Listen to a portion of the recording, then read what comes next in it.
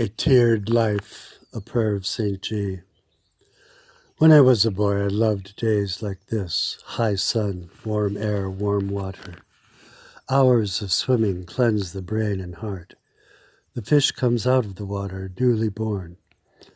A person cannot exist apart from his nature. When a boy abandons boyhood, it will never return to him. That boy ceases to exist. Now, if it were possible to live a tiered life, many gifts would stay within a person. A boy's dog is killed by a car, and he remembers all his life that sorrow. By the creek, the kids play simple sex games. Nothing is simple. Guilt and shame glue to the child. Sorrow declared will put it far behind, without voice any longer. Then comes illness, and months are lost. If the boy becomes quiet, an aura of sadness hangs about every day. Expectations are made known. He will do it, but he doesn't like it. Years begin to churn too quickly, the hazy days of summer far gone. No longer seen, no longer felt. There is gladness in the 10 years, 20 years before adulthood. Now the Lord too led a sorrowful life. Perhaps if we could talk with Mary or with his disciples, we would learn otherwise.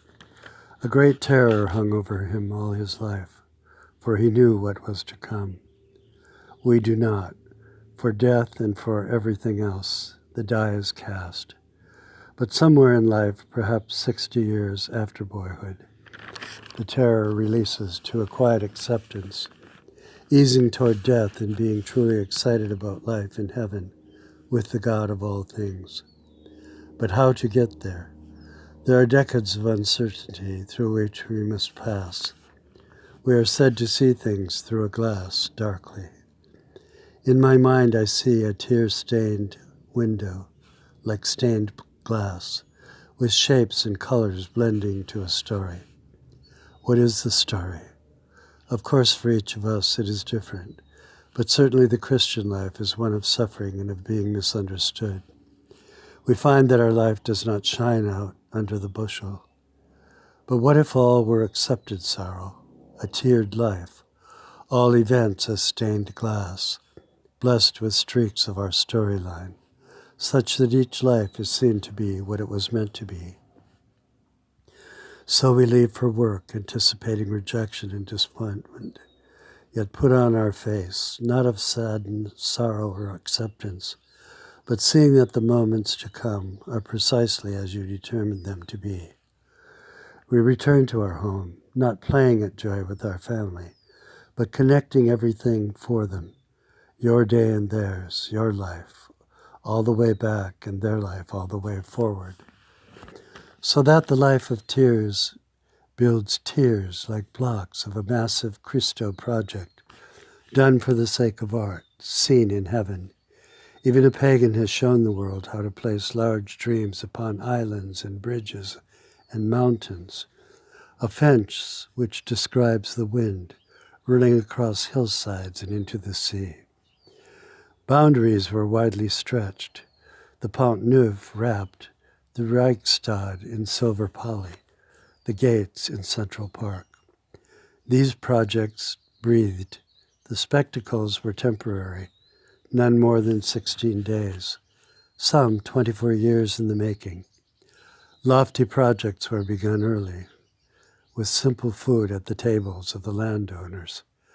For Christo it was art before life, but life was grandly included, grandeur in peasant style. His art followed the rule of ephemerality, punctuated by a pyramid of oil drums the size of 3 New York City blocks.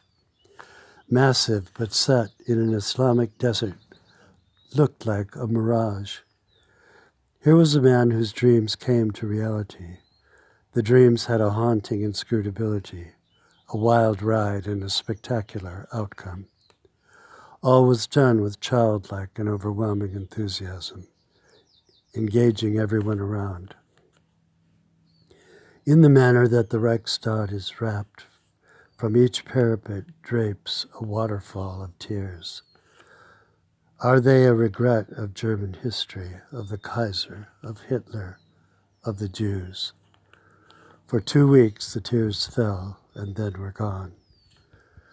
Yet it is easy to go there now and imagine them. It is the same with our lives, large and small and awkward shapes drenched in tears, but tears which honor them, sacred tears which in truth fall all the way from heaven. Amen.